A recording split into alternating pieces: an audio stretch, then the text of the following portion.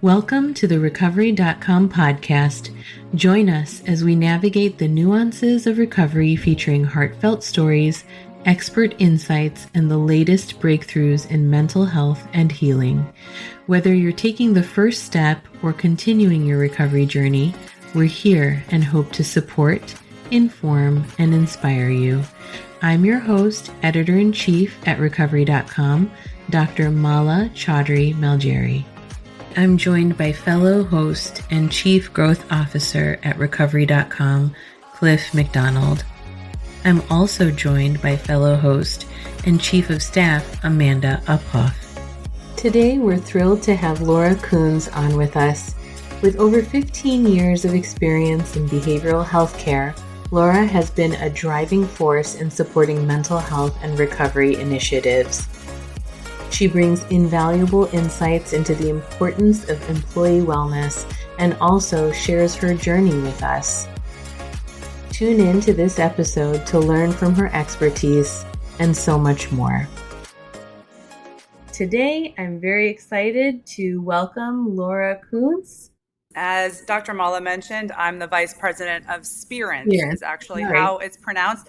But don't worry, everyone gets it wrong. You have no idea how hard it is to name and trademark a wellness company. So at the end of the day, they said to put two words together and make a word not in the English language. So we put experience and spirit together and we made Spirance. Lovely. So I'm the Vice President of Spirance. I also still contribute to our sister organization, Futures Recovery Healthcare, which is a luxury residential behavioral health care facility here in Jupiter, Florida, which is where I'm based.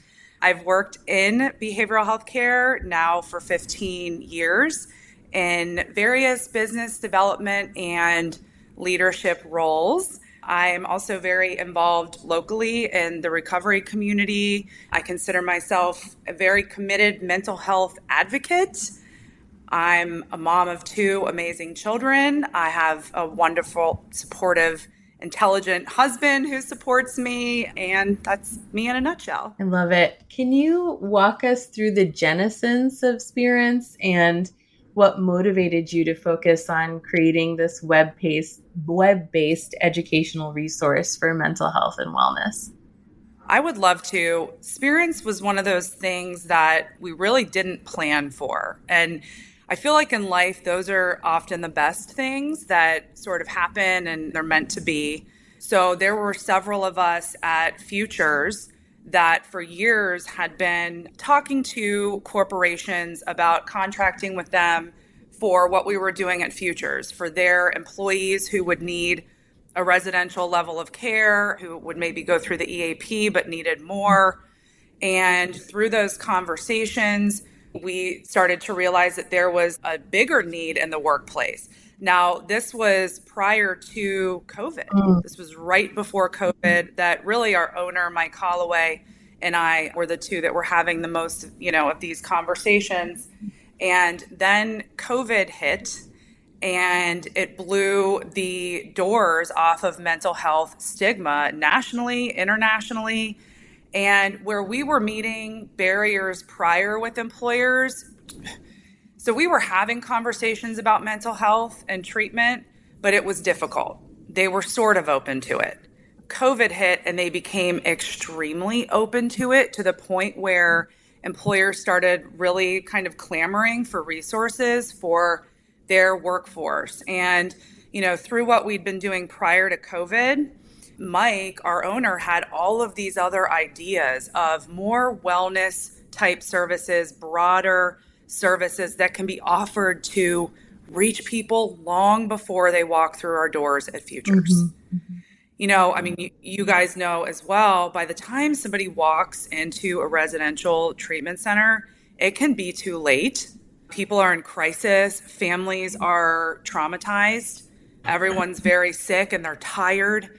So trying to do this educational piece that we do at Spirance, by the time it gets there, is very tough. It's once that disorder is developed, it's chronic, it's recurrent, it's very tough to treat. So we set out with Spirance to reach them long before it got to that point. and to just increase the mental health literacy to the best of our ability. We feel we do have a great ability considering, the work we've all done at Futures over the past 12 years and most of us for longer in our career. So to the best of our ability, educate people on that mental health 101 that can really lay that foundation for somebody if they do eventually need a higher level of care or if a loved one eventually develops a mental health condition. That's wonderful. Yeah, I noticed that there is essentially a platform for loved ones and individuals walking that journey, but there's also a foundational component to it too. So, can you tell me a little bit more about that and those kind of three buckets, so to speak? Yeah, that's primarily what we do is that foundational piece. We actually, at Spirits, do not provide direct care. We're subclinical. So, in the latest research, and actually 2023 published an even bigger research study, but in 2022 and 2023, there were several large workplace studies that showed the average workforce in America has 25% of their team that meets the need for clinical care. An even smaller percentage, actually, the 2023 study showed it was 1% of that 25% needs a residential level of care, crisis support, acute care. Historically, that's where employers would invest for their workforce. They'd invest in an EAP that provides counseling, they'd have a crisis hotline, but most people aren't there yet. So, for that 75% of the average workforce, they are now saying, what about my mental health? They want the proactive. And I mean, how amazing is that for those of us on this call that are mental health advocates, that we're there to where people are actually like, I still want mental health support, but I don't identify as sick. Some days I might be struggling. So, in enough days in that struggling category, I might eventually want counseling or need counseling or identify something through the education that makes me understand that I could benefit from counseling, but I'm not there. So, we set out to build products, subclinical, that would reach that 75%, but also still support the 25%. I mean, an example, I've been at this for 15 years. I was taught early on in my career by a mentor, always have help for yourself working in this field. Either have a therapist, work some sort of a support program, but always have accountability for yourself. So I've been in counseling off and on for 15 years. I have learned so much from creating Spirits from the content. So it doesn't matter what level you're on, you can always benefit from those little nuggets of information. So my point is, for the 75%, we built a virtual library with bite-sized content of mental health topics and wellness topics delivered by experts. So it would be delivered by a licensed, credentialed, experienced mental health professional that you'd pay $200 to see in their office. And we asked them to break these complex mental health topics down in 101 for people, for the general population. So you have topics like myths about eating disorders. So things like, can men have an eating disorder? Is my child too young to have an eating disorder? Things that people will often wonder. We have several on trauma, how it lives in the body and can manifest, why people are often hesitant to seek treatment for trauma. And what we're told about the library specifically by our users is it connects with people. So whereas a lot of virtual tools, it's in an app and you're kind of clicking buttons, but it's the human connection you'd get from a top therapist in their office, but they're teaching you something and hopefully it's of value to people. We do the bite-sized content because that's just how people consume these days. It's private. They do it on their own time. And we also received feedback from workplace leaders that a lot of other resources ask for too big of a time commitment of people. So they have this hour-long webinar, but the average worker, that's a lot. That's a lot for them to take out of their day. So these are bite-sized. We have 3 foundational. The second is weekly webinars. So these are live. and we do 30 minutes of content from an expert, variety of topics. We just had invisible trauma. Before that, we had anxiety and intrusive thoughts. We have one coming up on how to have difficult conversations in the Yeah. workplace that everyone's really excited about, because for managers today, it's a different world. Mm-hmm. I mean, dealing with things, people are struggling with things consistently, and it's going to bleed over. So then we have a live Q&A. So it's nice because an employee can log in and confidentially ask questions to an expert. And then we do make that connection for someone if they have questions that go beyond that live. But the recording immediately sends into your email. Mm. So if you're registered for that, you can watch the recording as many times as you want. It lives in our library. Finally, we have live family support sessions weekly. So these are family clinicians that are there. And the platform is like, it's not anything I'd ever seen before. So you can log in and you ask a question anonymously and it posts up on the screen. So anybody in there can see the question being answered. Nobody knows who asked it. Nobody knows how many other people are in there. So you can come in and say, here's just an example. My daughter saw a really tragic event this weekend. I don't know if I should get her help for that. When will I know if I need to seek counseling for her? Like, that was one that came up, and they can answer it live. Sometimes we have a lot on grief and loss that comes up in there. People are struggling with the loss. They're judging themselves for it. And it's a very, very good platform for someone to take something that they're just kind of holding on to, and they don't know what to do with. So all of those are recorded too. And in our offering suite that the employees have access to, you can see everything discussed in all of them. So you can go in if you miss the live and you can pick and choose. That's been a fan favorite, by the way. Okay, great. I was going to ask, so first of all, it's great to meet you. Thank you for doing everything that you do. I am someone in long-term recovery. When you were speaking, and we know that that pre-contemplative phase is very long. And we heard from a keynote speaker just a few weeks ago that the average time before someone seeks treatment and the onset of treatment for behavioral health is 11 years before someone says they raise their hand. And you said something about it can be too late when they get to residential treatment. So this is absolutely wonderful. I'm going to ask a question about your business. So it sounds like your client would be an organization like Fortune 2000. Is that kind of where you guys are playing? That's correct. Okay. Currently, our clients are organizations. I think we have the smallest is 49 employees actually, and the largest currently is 4,200. So Okay. we're in the small, mid, and jumbo size market. Do you partner with EAP programs? Is that your go-to-market strategy, or are you going direct to these large employers? Direct to the employers. Many are adding us in addition to, because the data does show that you really have two completely different audiences within your workforce. You know, you have those who are going to need the EAP type services, and then you have those who the employers actually don't know what they need, but they're saying, where's my mental health support? Right. Yeah, Okay. so people are adding us. To them, it's a lot of them, it's a nominal cost, especially compared to what an EAP costs. Oh, absolutely. Yeah, and it's probably a per employee per month type of arrangement, right? Is that how it works Yeah, we typically? actually have a subscription model. Okay. So it's an annual, but it's based off of a per employee per month pricing. Yeah, that makes sense. And when did you start? How young is your company? We launched last year with a tenant customer that is a really well known corporate wellness platform that was focused on physical wellness. And Ah, they said, our owner knows that owner really well. And he said, can you do these things for me? We were talking about doing them anyway.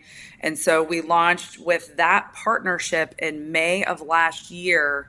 No, I'm sorry, that was in February of last year. But really in May is when we went to market with our foundational offerings to others.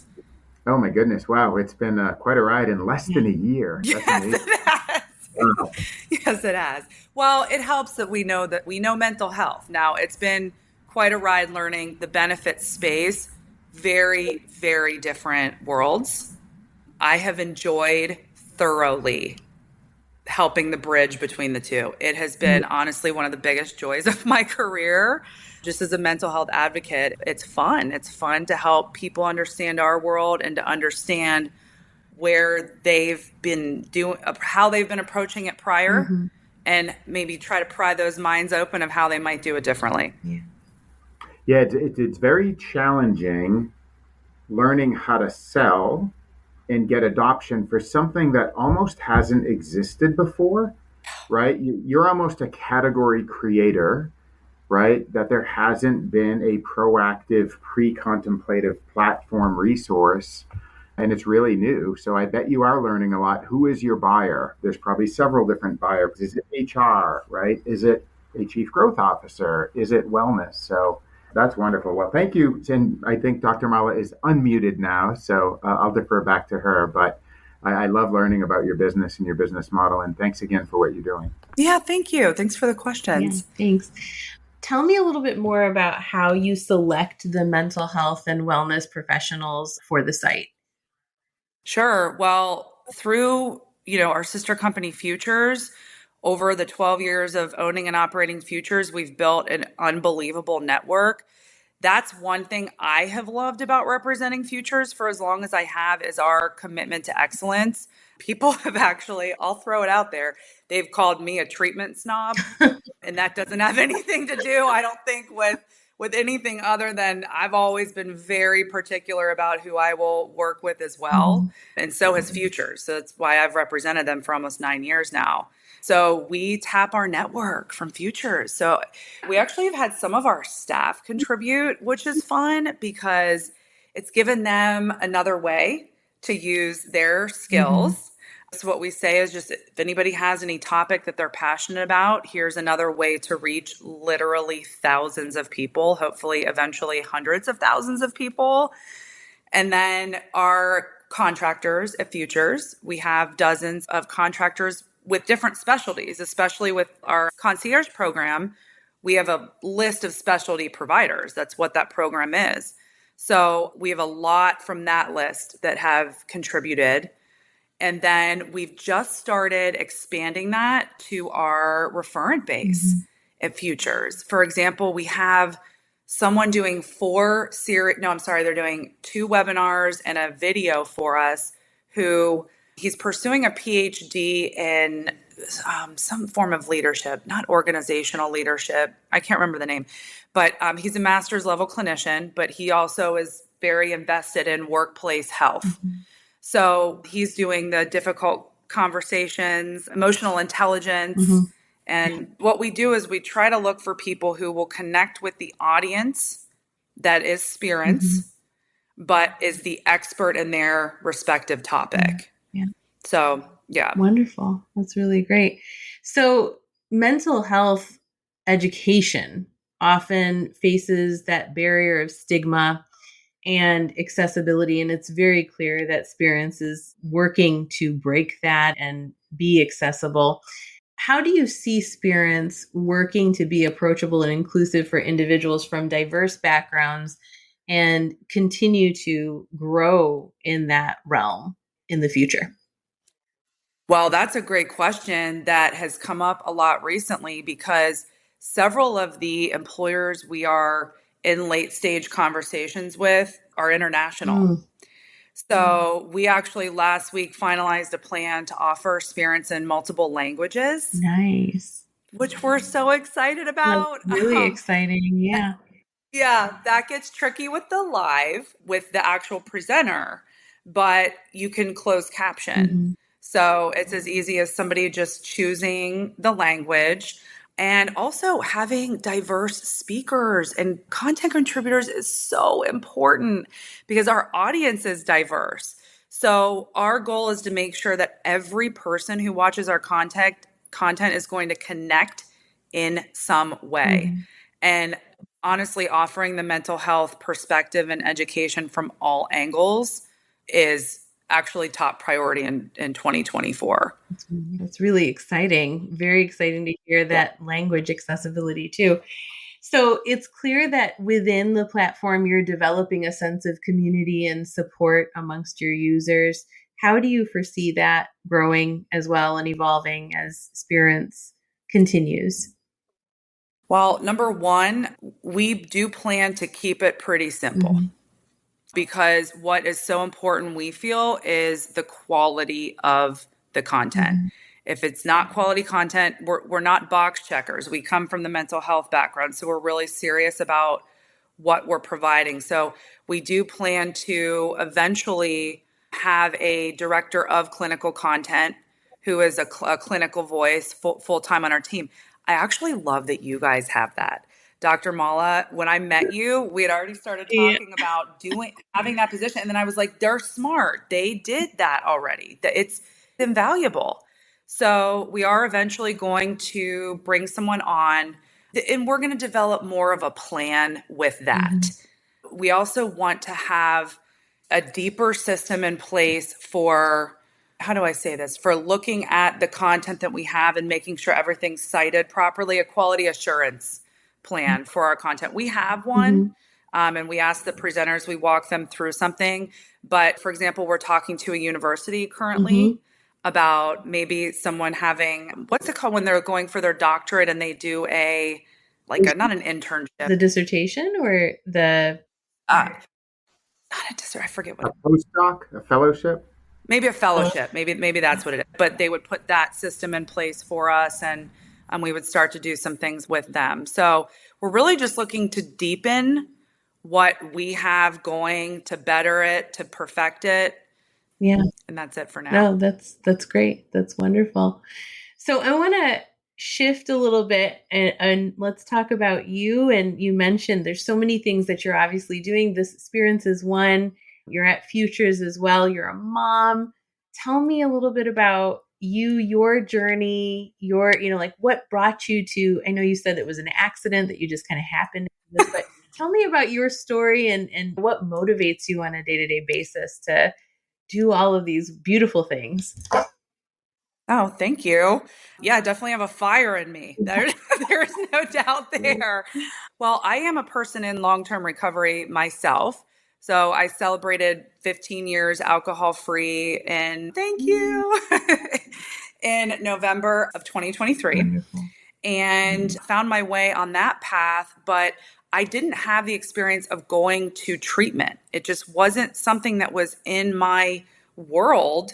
And the people I knew who had gone to treatment, I'm from Cincinnati, Ohio. Mm, So in that part of the country, I mean, now recovery is hot there, mhm, but back then it was very underground. I mhm, mean, literally, like still smoking in AA meetings underground. mm, So, so I didn't know anybody, and I relocated to South Florida in 2008. And I remember saying, I don't think alcohol is a problem, but every time I drink, it's a problem. I remember knowing that, but I just didn't know anything else. So I relocated here just to change my life. I ended up finding Recovery, a community support group that I fell in love with. I fell in love with the spirituality mm, aspect of it. I just really connected with it. I had been raised mhm, Catholic, and there was something about the freedom and the introduction to sort of that loving aspect that I connected with right mhm, away. And I've kept my seat ever since. So I was working at the time selling these water systems that are now super popular. But back then, it was like this cutting edge technology. It was like a reverse yeah, osmosis stainless steel yeah, tank, this clean water, this green water. And someone at my office said, someone should call on these treatment centers because it was like the boom of recovery in South Florida. It was 2008. It was like the boom, the height. So I call on this treatment center. I go in, I sell them a couple machines, and the owner offers me a job. wow. And at first I was like, what? Like, he's like, marketing. I'm like, I don't understand how you would market this. And so I said, no, thank you. I'm happy with what I'm doing. And there, that in my gut, it just nagged me for a month. And I called him back and I said, I'd like to learn more about it. I'm interested. Mhm, Recovery means a lot to me. It'd be pretty cool to see what this world entails.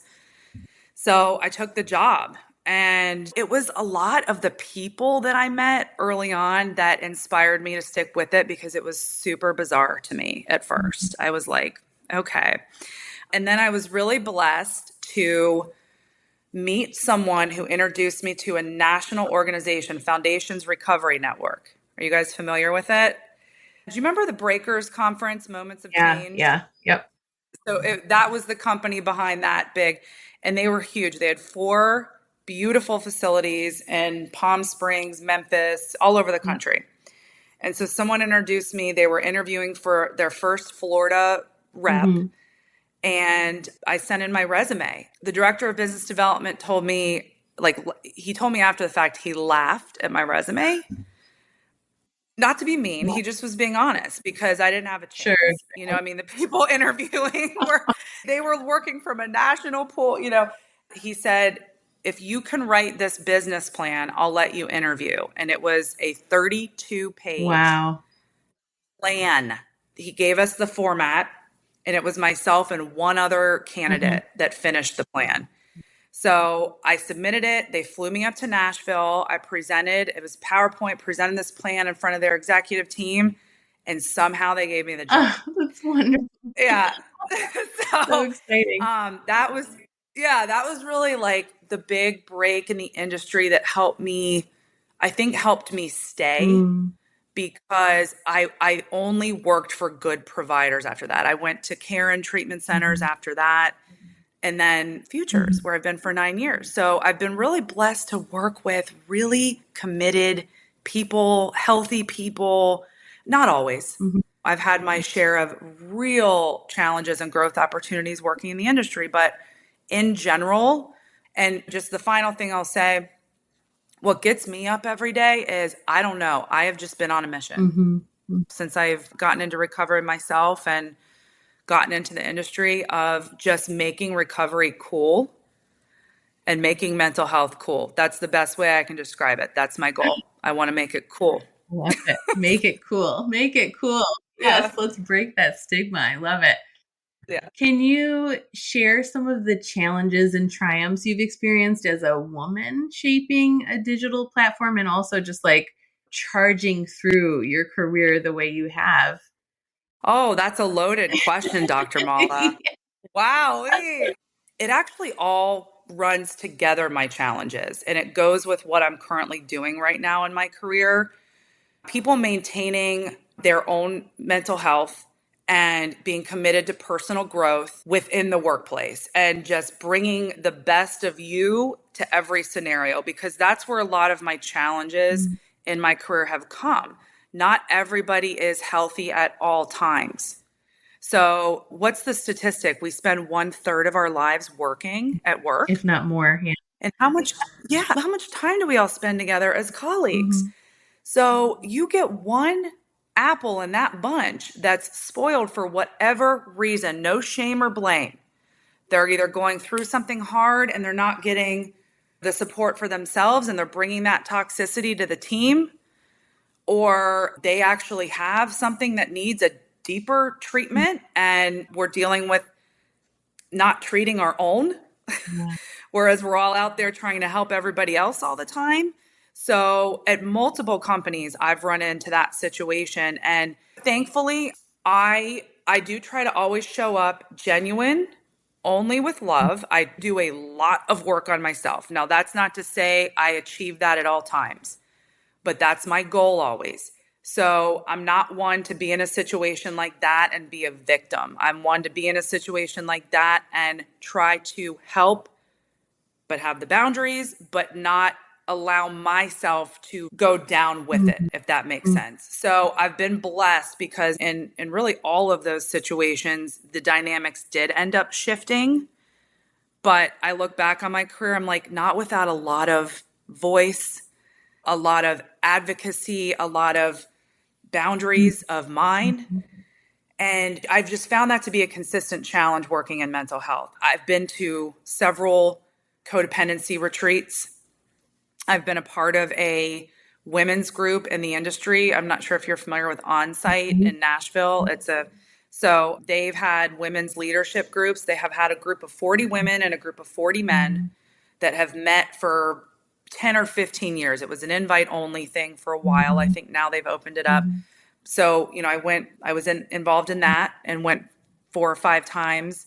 Last year, I actually went due to some family situations that I've run into, some grief and loss, some codependency, and some trauma. So I went to on-site for a 5-day. I did their living centered program. Cool. Yeah. Yeah. Mm-hmm. Life-changing. Yeah. That's what I heard. As a leader. Oh, all of it as a leader is life-changing.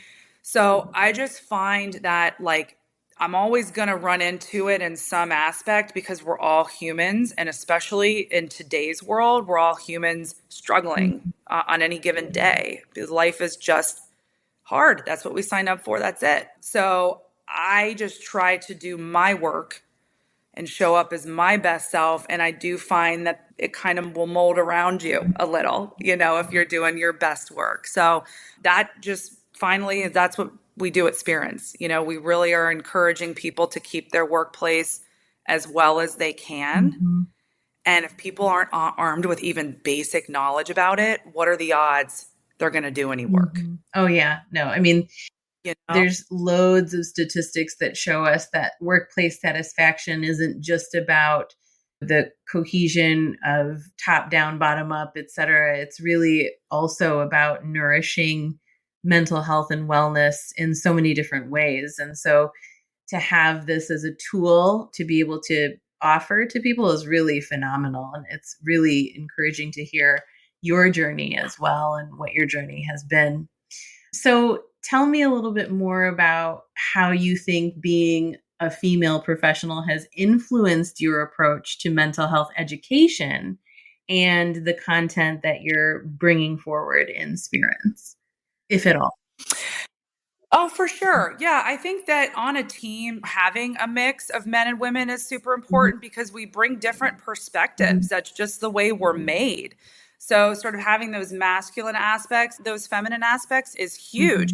I'll use our owner at Spirits and Futures as an example. We've worked closely together for years, and the changes that has happened in both of us over the years working closely is unbelievable. He's really incorporated more of those feminine, more emotion-based qualities, and I've very much more incorporated more of those more data-oriented, business-oriented numbers. So allowing yourself as a woman to not back down on what I uniquely bring, yet also being open to what I can gain, I think from the masculine perspective has been extremely valuable and extremely important to stay open to, if that makes sense. For sure. Absolutely.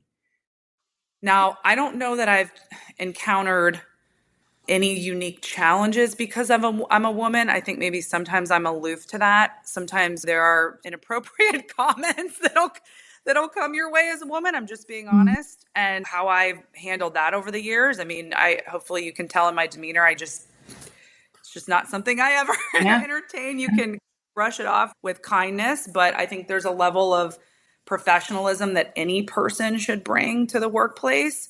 And in some scenarios, as a woman, I've absolutely had to be hyper aware of that and how I dress and how I act and what conversations I'll entertain and be a part of and my boundaries. Yeah, absolutely. Amanda, I thought I saw you leaning in for a second there. So I wanted to give you a chance to ask any questions that you might have as well. Sure. Fellow woman in long-term recovery, fellow Ohioan. I'm from Akron. Nice. Yep. The birthplace of it all. I did not about her most recent, but I wanted to go back to what connected you to your program of recovery was spirituality, and wondering if that was 12-step. Was it AA? Yeah. Absolutely. Okay. Wonderful. Yeah. So I know I love having been a fly on the wall for this conversation.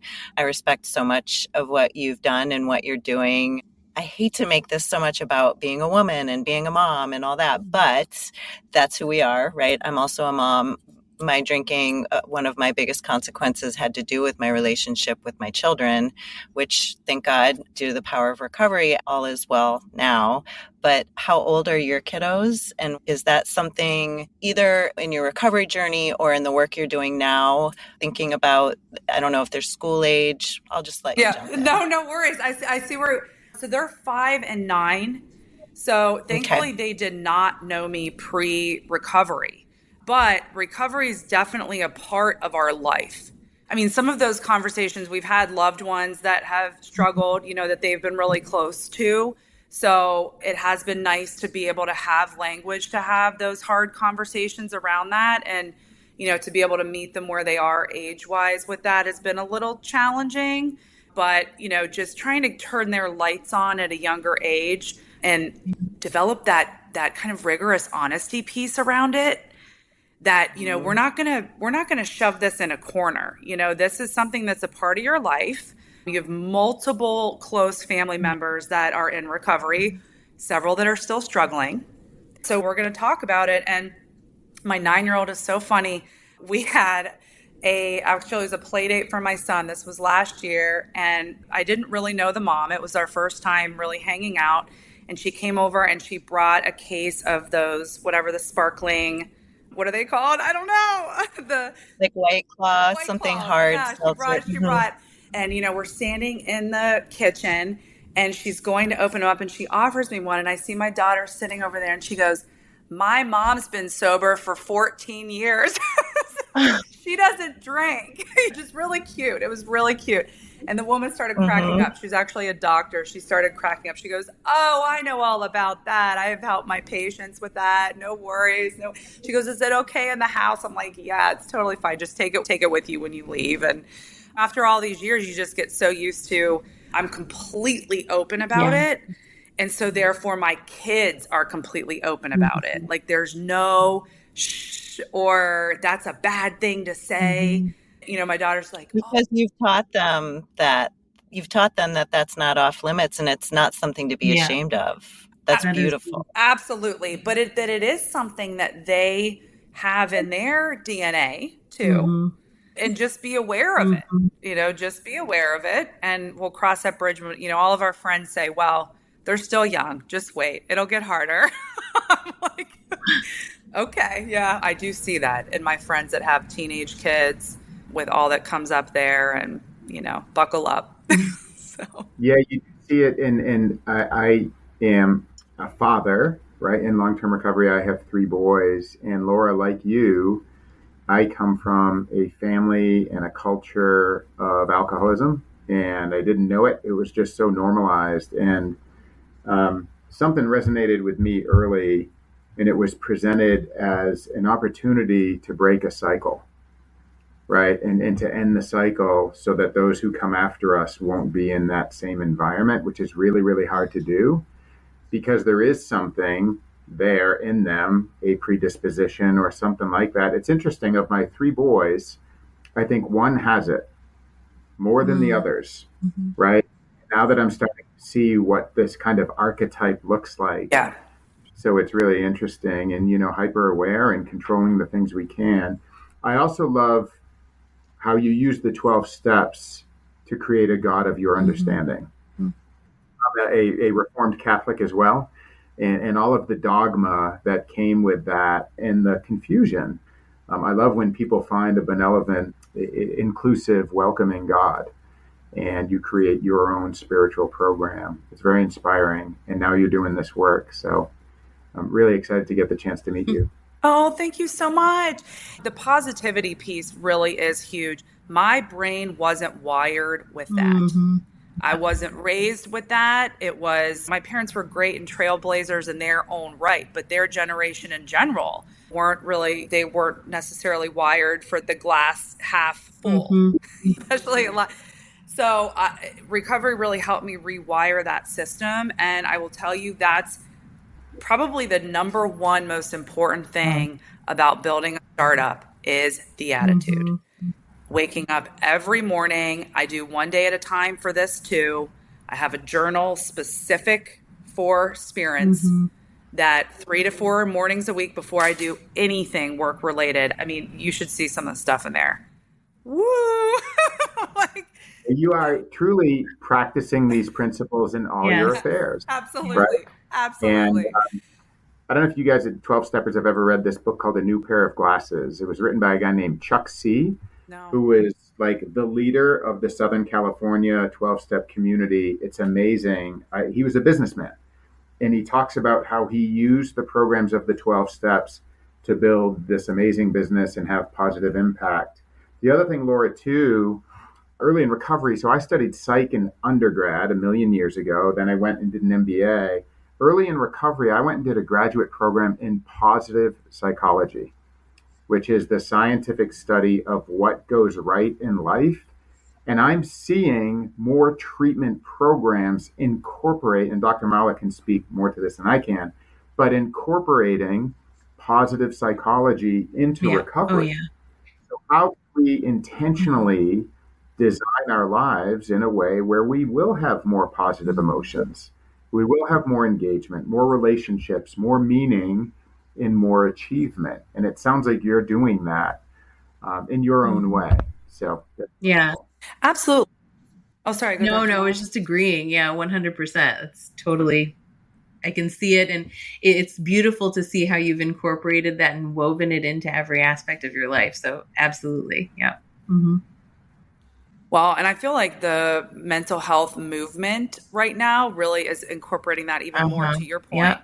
You know, even the content you see now, Facebook, not as much, at least on my Facebook, but Instagram, you see a lot of people talking about positivity and principles of energy and alchemy. And it's just like, right? I mean, I feel like COVID really opened up so many different conversations that weren't being had prior.